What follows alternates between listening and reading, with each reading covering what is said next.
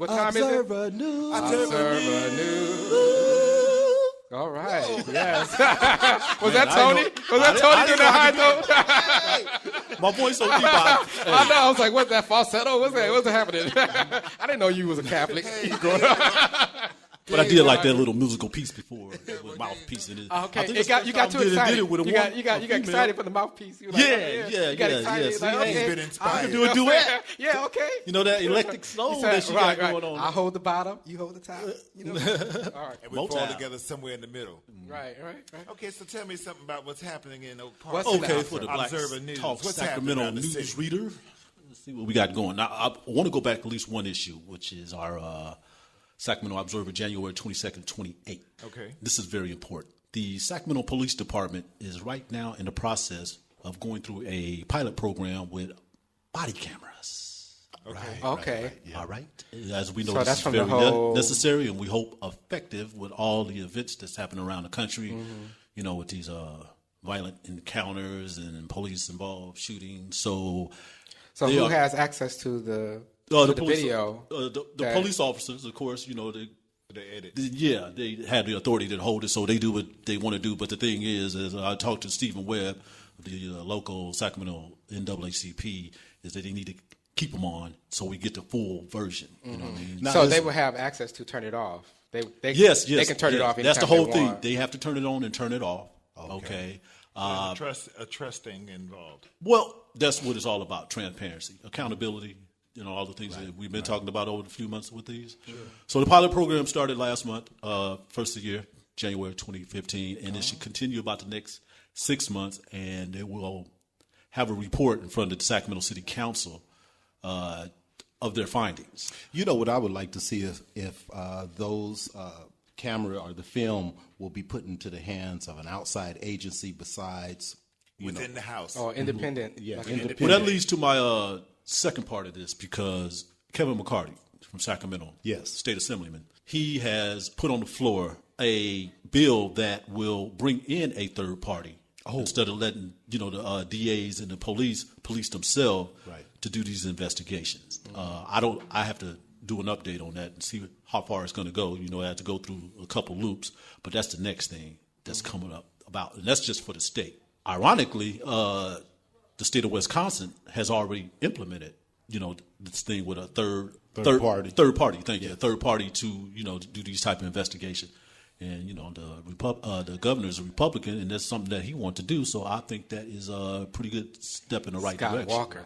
Scott Walker, he's something else on some other things, with the unions, but evidently, they're having their problems in that state, Milwaukee, for instance. So, like I said, it's necessary. We'll see how effective that is. We definitely want to see that done right here in Sacramento, the state of California, and to hopefully spread across the country so we can get some of these things. Because, as you said, we want the full view.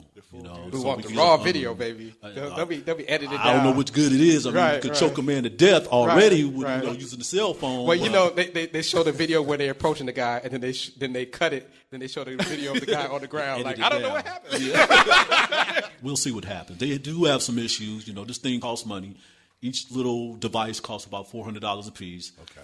$400? $400 a piece. And really? There's 600 plus Sacramento police officers on the street. So that's just in the city. I don't know about the county. Right. The storage is going to cost about $15 a month. Come on now. You can't buy a camera cheaper than $400 a piece. Hey, the tasers? The people that make the tasers? They don't want to make this item.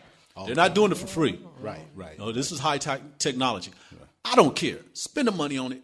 Get it done. Right. Like I said, it's very necessary. Hopefully, it's very effective on down the road. Okay. Well, our mayor, Kevin Johnson, has really been. They've been pushing that, and as I said, Stephen Webb too. Under the scenes, he was the first one who brought this up. Went to Chief Police Sam Summers Jr.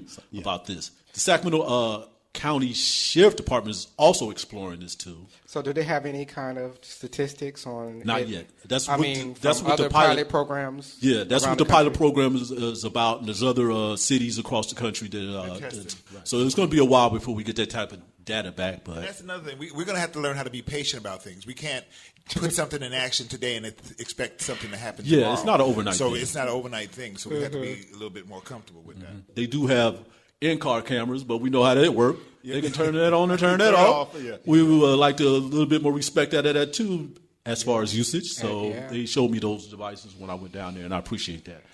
What's in our current issue, which is the January 29th through February 4th. Sinbad was in town. I love his comedy. Family friend passed away, but I talked to him before the event. Didn't talk about his financial issues, but Sinbad is doing okay.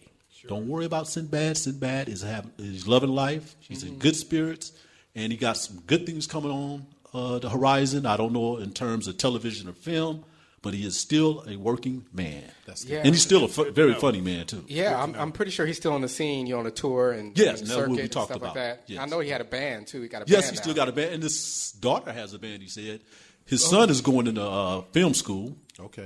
So he's kind of a family man now. Yes. You know, they had a reality show on television for a minute, I didn't know this. and we did get a chance to see the inside of his family. You know, with the two kids and the wife, but now they're grown and they're moving on to doing their thing. Because he had a reality. You mean it was a reality show? Yeah. Yes. Yeah, because him and his wife ended up getting a divorce. Right. And then they got back together because they said they found out. They figured out there wasn't nobody else out there, so they They said, I'm used to your crazy. I'm used to your crazy. I'm used to your crazy. You used to my crazy. Ain't no sense of us trying to find new crazy. I thought I was still hot tamale, but I guess not. But that's keeping it real. Yeah, let's keep it real. But a lot of people don't figure that out, so I'm glad that Nobody liked my wrinkled butt but you. They realize they're the only two. I am not touching that one. Moving on. Also, a couple weeks ago, the local Sacramento Sports Hall of Fame inducted Greg Vaughn, who played in Major League Baseball for 14 years from Sacramento, went to John F. Kennedy High. He was inducted along with James Owens from Del Paso Heights. Oh, this James Owens did. He was a two-sports all-star around here. He played football. I know. I personally know him. He's he played from went to Grant. Mm-hmm. He played at Tampa Bay Buccaneers and played for the Los Angeles Rams for a second. That's right. No, I'm sorry, the San Francisco. He was 49ers. actually he was drafted. Y'all talking Greek to me because I don't know anything about sports. Okay. Yeah.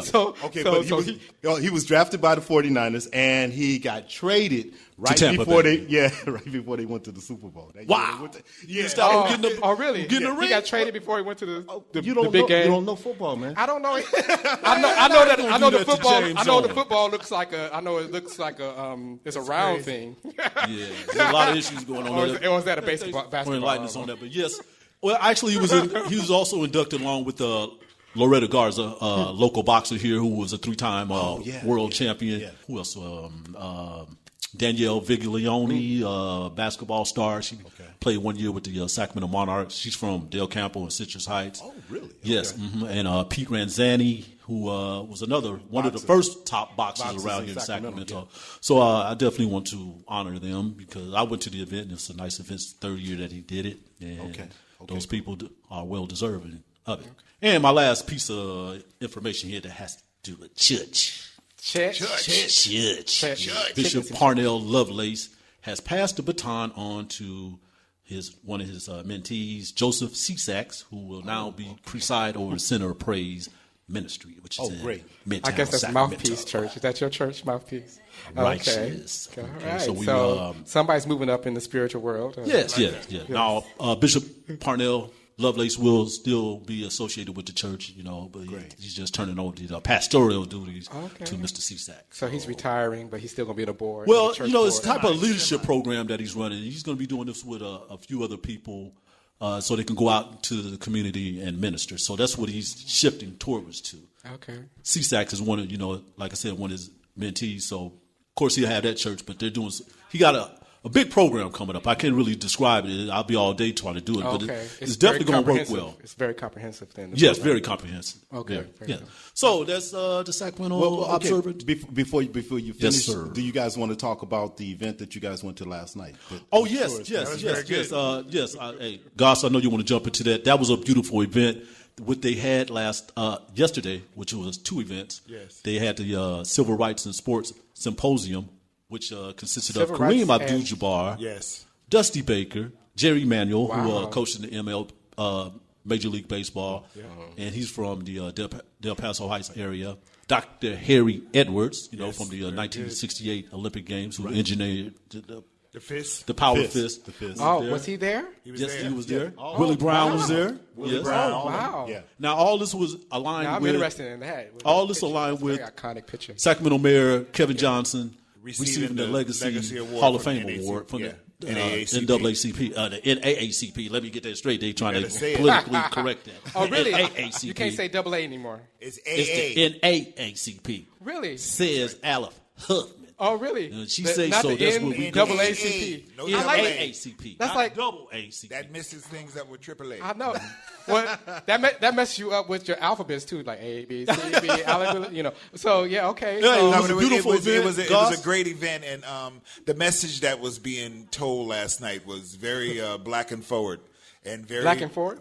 Black and forward. I like okay. that. No longer black and stuck. Black and forward. I like that. That's very good. It was very good. I mean, the message was we have to pay attention to ourselves because there's a lot of things that are moving on, and we're missing the boat because we're still stuck on the same things. Mm-hmm. So, like they talked about how baseball used to be in every black neighborhood or every black child's psyche, but no longer is the father in the home no more.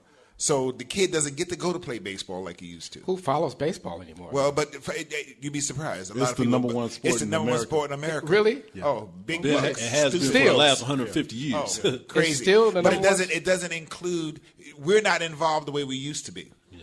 Okay, it talked about how the scouts and stuff are going to places like South America, Dominican Republic. I know China's very big on, like Asia is very big on baseball. Well, the point that they made was that they're going to these places like South America and stuff and finding people that look like me, but they're not actually who I am. And so what they're doing is in the actual game, they're not putting the names of these people on the back of their shirts and stuff, on the back of their jerseys. So they outsource. They outsource. Hey, it's real though. It's sad because the players outsource the blackness. Huh? They outsource the players. He's from Puerto Rico, but he don't say. Yeah, but it sounds funny, y'all, but it's very sad. Let me put it like this: Major League Baseball, African Americans, 8%. We represent 8% of the league. Okay, and it's declining each and every year. Yeah. Now, after 1947, when they invaded the Negro Baseball League, we were everywhere. Right. All right. And as God said, now they're invading the South American countries where they can go to get these people, pay them a couple $1 million because they're not making a lot of money down there. Instead of paying us, those dollars, $10, $20 million, they could pay these guys. It's an economic structure. That's what Dr. Harry Edwards was explaining to us. It's about the green. Has nothing to do with your black skin. Right. It's about money. Who makes the money? Who brings the dollars in? Mm-hmm. And I learned some things about Kareem Abdul-Jabbar. Did you know that he applied for the head coaching position at UCLA 3 times and was rejected 3 times? Oh, really? Oh, yeah. 3 times. Did they give him a reason why he was rejected? That we didn't get into that, but I'm sure there's 1 or 2 more reasons. But we all know what it's come down to. He's a very influential, intellectual there's a lot of person. different things. We're not privy to the whole story as to what went down with Kareem and stuff, so it's not fair to say or let it resolve on the fact that he was black and that's why he didn't get it. There's a whole lot of different stuff that we're not seeing.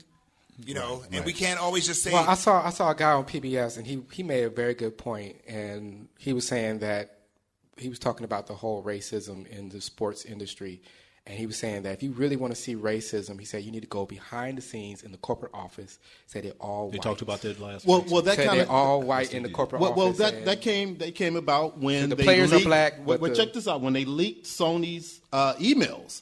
Yeah, that's what I'm kind saying. of That's where it came showed from. what type of racism of how they talk behind the scenes. That's a good point. What's that guy that was being because he talked to his girlfriend and she the told him owner in Los Angeles. What's his name? Oh, you're talking about Donald Sterling. Yeah. That was brought up. Of course, that was brought up. So he was like the secret world, the secret inside talk of these sports owners. Well, the lady that used to own the Cincinnati Marge Schatz. Cincinnati Reds. She made the statement, my $1 million niggas. So. And people don't realize, Dusty Baker, that was the last team that he managed. He had those type of issues when he was there. And this is just a year or 2 ago. Right. You know what I mean? So it's still there, especially in baseball. Right. Yeah.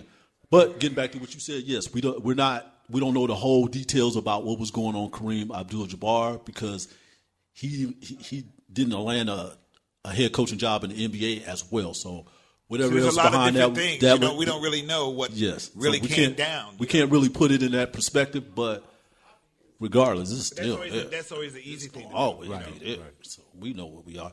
Thank you very much. Thank you All very right. much. Give it up for Tony, y'all. Yes. Antonio Harvey.